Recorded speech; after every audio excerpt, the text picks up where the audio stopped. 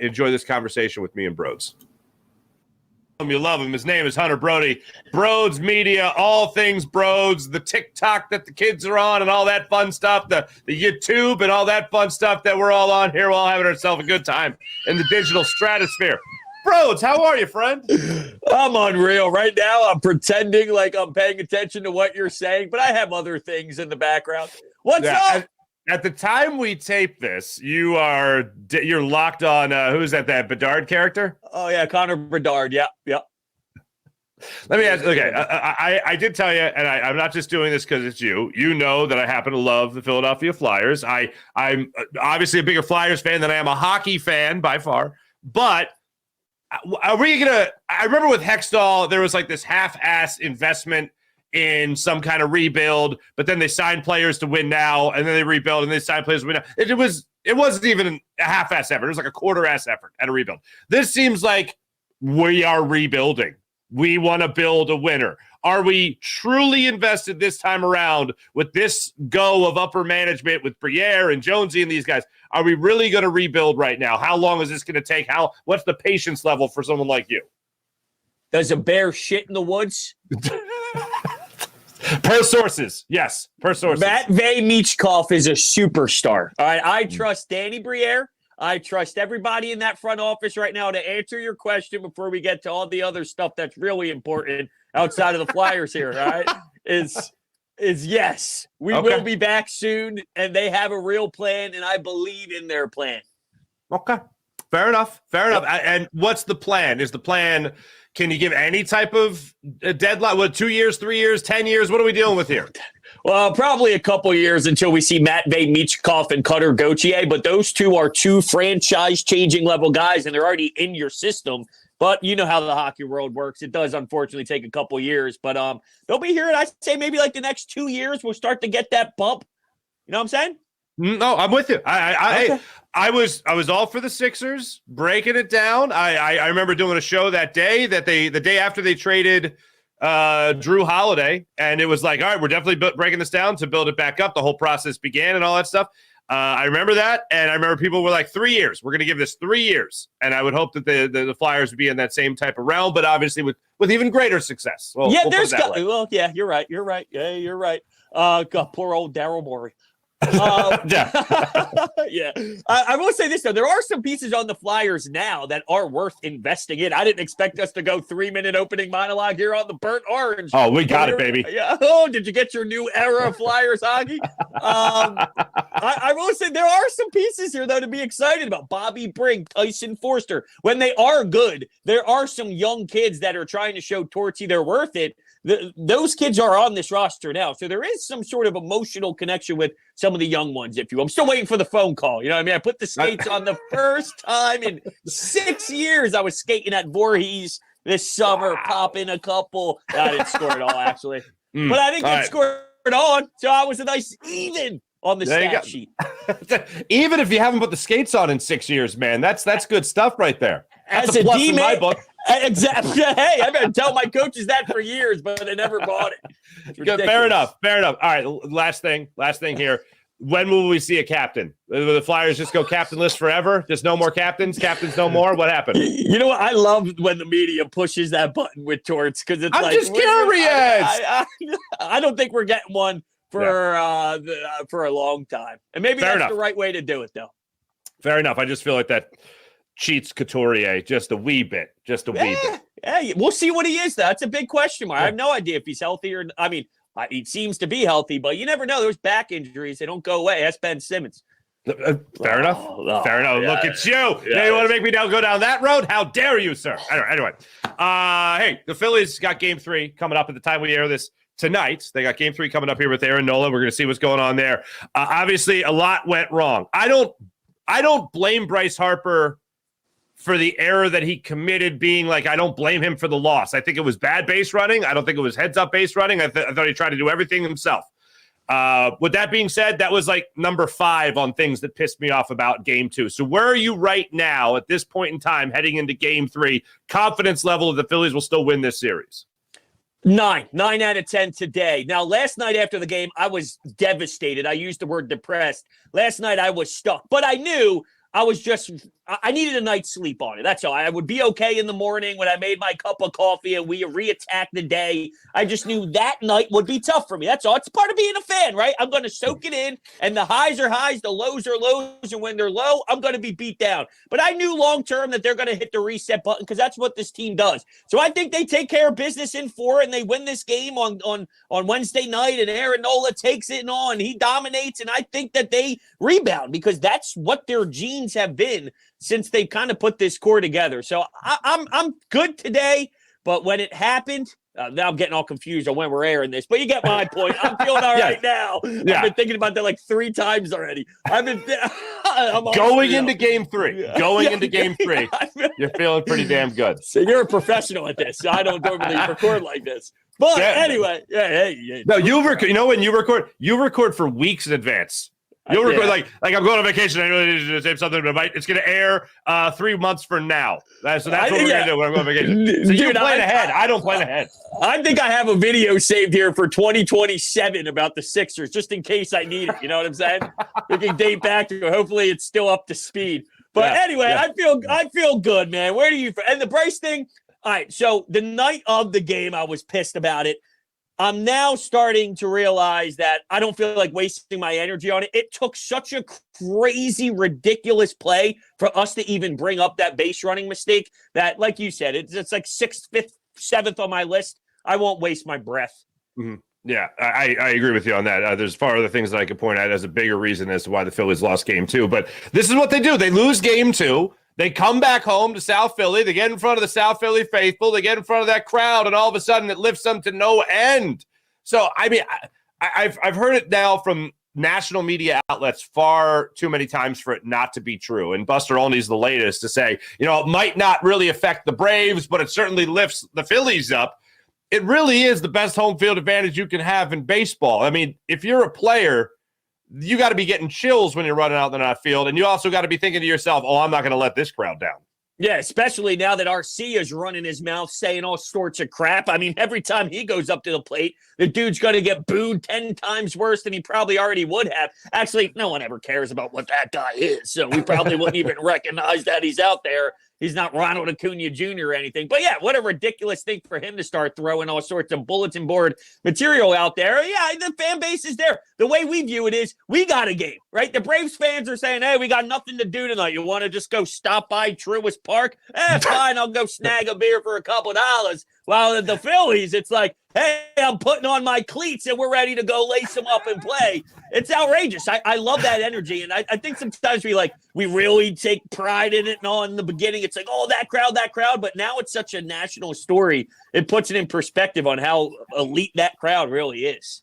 Absolutely. I think my suggestion for Citizens Bank Park would be when Orlando Arcia comes up to the plate, we play like a TGIF Family Matters Full House type of laugh track when he steps to the plate. That would just be my own personal idea as opposed to any music or anything like that. And we all just crack up and we laugh at him because he sucks. Anyway. Loser. Exactly. So you're feeling good about the Phillies. I'm feeling good about the Phillies. We're all feeling good about the Phillies. Let's move on and talk about our Philadelphia Eagles here because I'm blown away. And my in-laws just came into town today to help me with the kids. My wife's away on the girls' trip, and they helped me out. And my father-in-law, who's from he's a Cleveland sports fan through and through. He said you got to be feeling pretty good about your Eagles. He's like they just seem like they're unbeatable, and I'm like they're pretty damn close to it. He's like, what do you like the most? I said this Jaylen Carter kid out of Georgia. He's the real deal. Brodes, I've been saying this and I've been racking my brain, and I've just no one. I was young for Jerome Brown. I know you. Were you around for Jerome Brown at all? I was born in 1995. So no. I can't remember. I can't remember a lineman that was a man amongst boys as a rookie, and that's what he is. I am amazed by what I'm seeing with Jaylen Carter. How much are you loving what you're seeing from the rookie out of Georgia? The second sack, I fell over. My wife was like, yo, you're right down there. So, yeah, I haven't seen a pass rush like that from an interior lineman who's 9. He's 9 years old just doing that out there against grown men. It's absurd. Yeah, this guy's outrageous. He's going to take over the league the way Aaron Donald did when he was in his prime. And Aaron Donald still got it. It's just not when you go up against Lane Johnson, Jason Kelsey, Jordan Mailata. They always have his number. Jeff Stoutland University, what up? you're going to see him be such a star level dude. And it's funny, I heard this the other day. I forget where I heard it from, but we always talk about his growth because he gets to work with the Fletcher Cox and he's around a defensive line type of team. But how about, are we giving any credit to, and maybe this is outrageous, I don't know, maybe we're just like in love with Jaylen Carter so much, but Fletch looks young again, right? Fletch looks like he's spry and doing his thing. Is he learning anything from Jaylen Carter? Like, I know the space. I'm saying, like, he's getting double teamed and that opens up space. That's just like the organic stuff. But seriously, I mean, is there anything that Jaylen Carter's like, yo, Fletch, like, you know what I mean? And maybe that's a correlation with why Fletch is looking great too? Mm-hmm. Yeah, no, I 1,000%. Now, look, Javon Hargrave, I remember thinking when they drafted Jaylen Carter, I said, all right, my baseline for how I'm going to judge Jaylen Carter's success is first step, don't make me miss. Don't make me miss Javon Hargrave. Don't make me miss him. I don't miss him. He's a hell of a player. I'm not doubting him. I'm not downing him. I am just saying that Jaylen Carter is that good. And forget about even missing him. I think the Eagles upgraded at that position. If you're upgrading from a guy who had double-digit sacks while playing next to Fletcher Cox, and you're upgrading that position, Fletcher Cox, I don't know if he's learning, but I think his job got a hell of a lot easier because if you're an offensive line, if you're somebody else's Jeff Stoutland, somebody else's offensive line coach, you're going, double team Fletch, double team Jaylen Carter, double team Jordan Davis, worry about the outside, the edge rushers as well that get home pretty often as well. You're looking at linebackers like Nicholas Morrow making plays for this team. And now Kobe Dean's been activated at a 21-day practice list there. So for me, I think it's a pick your poison. If you're an offensive line coach of any other team in the NFL and you have to pick between Fletcher Cox and Jaylen Carter, it's pick your poison on any given down. And I think that's what makes Fletcher Cox look like he has hit the fountain of youth. Sure. And Jordan Davis, too. I didn't expect him to be able to register sacks. I thought maybe he'd just eat up some space and he'd make some tackles in the run game and whatnot, but he's even improving in that area, too. That's a huge step for him. That changes everything. I talked about how when you see BG get up there and you see all these guys, the Fletcher Cox and even the Kelseys and Lanes, you got to find ways to replenish while they're still here on their back nine. So by the time they do leave, here's the others that are inserted that already have 4 or 5 years already kind of establishing themselves, and now you hit the reset button and you do it all over again. Then we're always in the NFC Championship game at Lincoln Financial Field. Speaking of which, all right, I'm going to go to the easy road here, and then I'll go to the harder road. How much like frauds do the Cowboys look right now? Good God, man. Choke and Dak Prescott cannot play against the San Francisco 49ers. The last time he's faced him in the playoffs, he's put up his worst playoff numbers that he's ever had, and not that it's an illustrious playoff career. And then regular season-wise, throws 3 picks and has one of the worst sacks I've ever seen any type of veteran quarterback take when he was sacked by Fred Warner deep in their own red zone there, deep in their own territory. He floated outside the pocket for time, bought time, and still held on to the ball. And he might as well have asked Fred, hey, can you just sack me, please? I'm not going to get rid of this. Just sack me, please. It was amazing. They looked like the biggest bag of frauds in the NFL. Yeah, and there's no shame in losing to the 49ers if you are Dallas, but it's the way it looks. If the Eagles go and play, the 49ers eventually, and let's say they lose 24-23 in this crazy, nice, hard-fought battle or whatever, like you can be okay with that. Say, hey, we'll see you in the postseason. Buckle up. We're going to get a second shot at it. Whatever. They're just getting beaten down, and they're not even looking competitive to the point now when I look at this NFC, I think the Cowboys are more along the lines of the Lions, which is not a bad spot to be. I think the Lions are more ascending, and the Cowboys are probably, I don't know, just stuck with where they've been, I guess, in that range-ish. But, there's the 49ers and the Eagles, and then there's the secondary tier that has in the NFC more of the Lions and the Cowboys, and I think they're probably in the same category. Is that fair or unfair? I think that's very fair. I think that's a great way to look at it. Now, of course, if they lose 24-23 when they play the 49ers later in the season here in Philly, we'll still lose our damn minds. Of course. Dude, we're 5-0 and we're screaming every week. Yeah, exactly. For the second straight year. For the second straight year. It's like, God can't stand Brian Johnson. It's like, we haven't lost. We don't lose. I do find the red zone. The hilarious. Red zone, though. The red zone. The red zone sucks. The red zone sucks. It does, and that's fair criticism. See, here's the thing I don't understand. so you and I will do shows and stuff, and we'll talk about the game. And I mean, always, they're 5-0, they're 4-0, they're 3-0, they're undefeated. And it's like what I am saying, or what you are saying, Brodes, is exactly what Jason Kelsey's saying, what A.J. Brown is saying, what Jaylen Carter, what Jalen Hurts, what Nick Sirianni is saying. They're all saying the same. They're not nitpicking. They're just in pursuit of perfection. Yes. And we're not judging. The point of the season is not to be 5-0 by week 5. I mean, that's nice. The point of the season is to win a Super Bowl. And when you're a legit Super Bowl contender, which the Eagles are, especially over the last 2 years, then you're always measured against a Super Bowl performance. And that is just called fair. That might be high expectations because that's the position the Eagles have put themselves in. So if you want to measure that they didn't score well in the red zone against the Rams and say, well, it's just the Rams, they still won. Well, are they going to get away with those same mistakes when they face the 49ers? Even the Cowboys, for the frauds that they look like, are they still going to get away with those same mistakes against the Cowboys as well on that defense? That's what I'm measuring them against. Not just their opponent that week, but what it looks like over the grand scheme of an entire season. And I don't have any problems with that at all. And I guess where my comfortability falls into this is I know we have the locker room that's aware of that as well. Like we see Jason Kelsey screaming at Stoutland and making all these funny gestures on the sidelines because he's frustrated, but they're 5-0. So for me, it's like I'm able to relax more because I know that they know that what they're doing is good, but there's still so many things to improve on while they're figuring out their journey this season. They're beating everybody, and they're just dominating in the trenches, and they can beat you in so many different ways. Hurts is starting to look more polished in the run game and passing. So it's all following the suit here of each week getting better each and every day. And I hate to say that. I sound like Nick Sirianni, but they're doing it. Every day they get better, 1% better every single day, blah, blah, blah. But they actually do utilize that, and they go out there and they get better each week. So it is what it is for me. I won't cry about it, but I know the locker room knows, so that makes it easier to sleep at night. If Gabe Kapler was running the team and they're like, well, we're in first place, so shut your mouth. Oh, yeah, Gabe, how's golf? All right, how's golf? It's funny you asked me, Brodes. It was amazing. Yeah. Anyway, that's my Gabe Kap. Anyway, sorry. That was pretty good. I do what I can. Anyway. And by the way, I'm chirping someone who makes a lot of money and is now golfing because he no longer has a job getting paid a lot of money. Does he even golf? Has he been out there on the – I don't see him as a golfer. If he does, he probably shoots like a 107.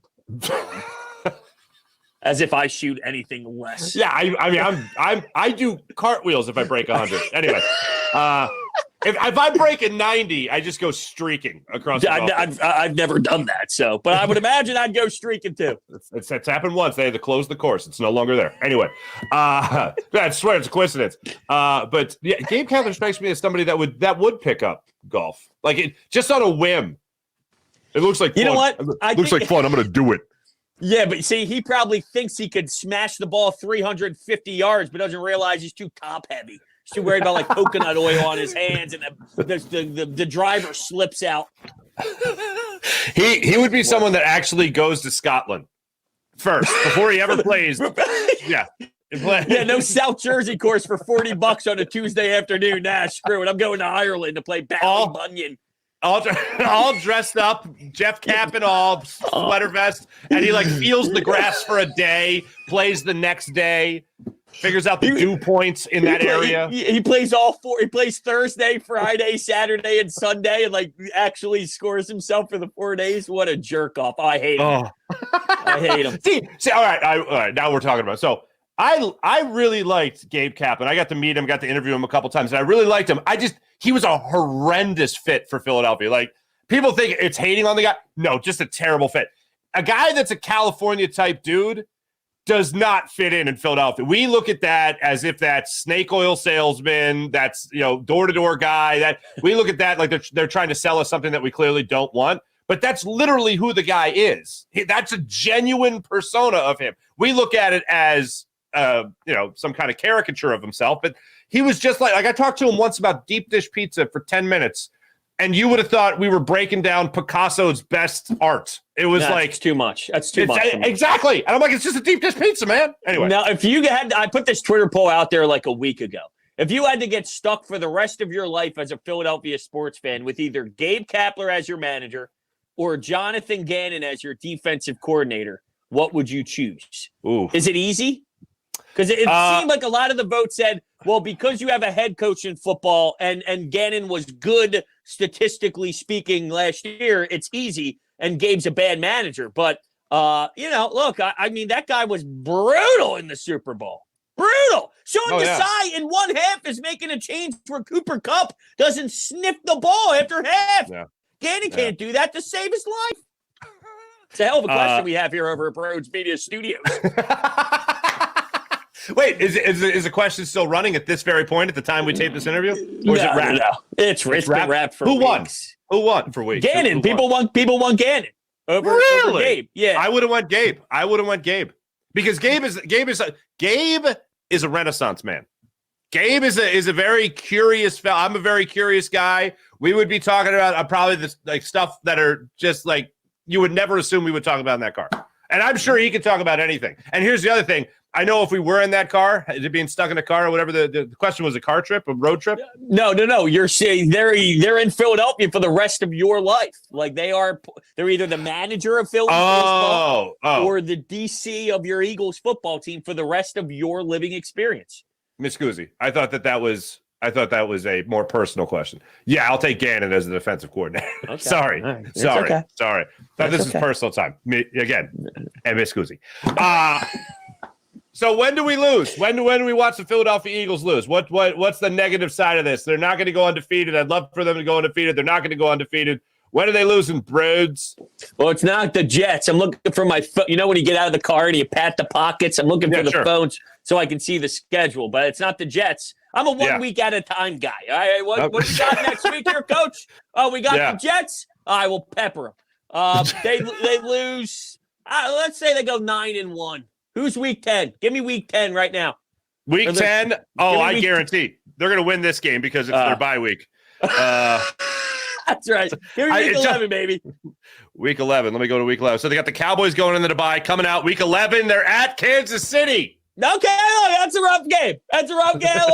Taylor Swift is there. You know what I'm saying?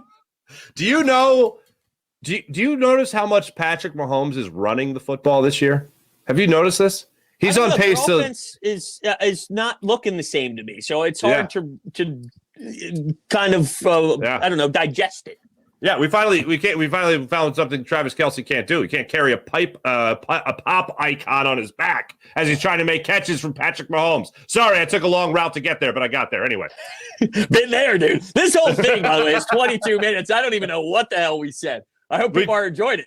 I think we just wrapped hockey 5 seconds ago. Did we just wrap hockey? How's Connor Bedard doing over? I saw him. How is he doing? He almost hit the pipe about 6 minutes ago. I did one of these side eyes. I didn't know if you caught on or not. Oh, I was like, I'm going to just repeat that line one more time. No. Well, hold on. You're telling me you don't have Penguins Blackhawks on at the Farzetta household tonight? Are you sick?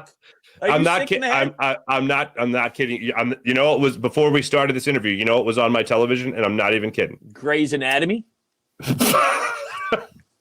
My daughter, little Manuela, 4 years old now. She made an appearance on the show yesterday. Yeah, she wants to watch Frank Sinatra. I'm not kidding you. This is not my doing. I don't force this. I don't play this. I have a poster in my office in my den of the Rat Pack of Ocean's 11, and she has noticed that. She's asked me about it. We haven't talked about it for months. Last week on the way to school, she goes, "Daddy, I want to listen to Frank Sinatra." How happy I was like, oh God, couldn't get my phone out fast enough to put on Frank Sinatra. So we listened to Frank Sinatra. She took my phone in school. She was playing Come Fly With Me for all her little friends. You know, the teacher loves it. The teacher was playing it in school. Let's float down to Peru. Wow. Exactly. I love that you know that. Wow. Of course you know that. Well, it's not like it's a pretty popular song. Anyway, pretty important song there in life. But on TV, she was watching Dean Martin, Frank Sinatra, and Judy Garland's special from 1962. So she's going to be into music, probably. It melts my heart every time. Daddy, dance with me. Daddy, dance with me. And I'm like, how do you say no to that? How do you say no? You'll know. I can't wait. Friend. I got a couple more months. Oh, God bless you, Couple brother. more God months, bless dude. you. I'm getting taught. Do you know how to change a diaper? Yeah, I know how to change a diaper. Then I start YouTubing it. First, don't forget you need duct tape. Anyway, then after that, no. All right. So you take Brodes, the screwdriver. Yeah. flathead is best. Yeah. Anyway, Flathead. You screw the screws in the back. Anyway. yes, we should not be left alone with children. Anyway, Nope. Brodes, always great catching up with you. Thanks. I said 15 to 20 minutes, and we're doing 25. God bless you. Well, obviously, we can check you out. All things Brodes Media. Where else can we see you? Twitter, Instagram, TikTok, YouTube. You know what the kids say these days. I don't know what they say, but they use the social media, and that's where you can find me. I believe they said you got that Riz. Oh, the I don't know. Riz. I'm married, Riz. man. The Riz is that of my thing. That's a single man thing. I'm married. That a fella. I don't got Riz. We should never lose it. That's what keeps the marriages happy, from what I'm told. Brodes, always great catching up with you, brother. Thanks so much. Check everything out. Brodes Media right there with our friend Hunter Brode.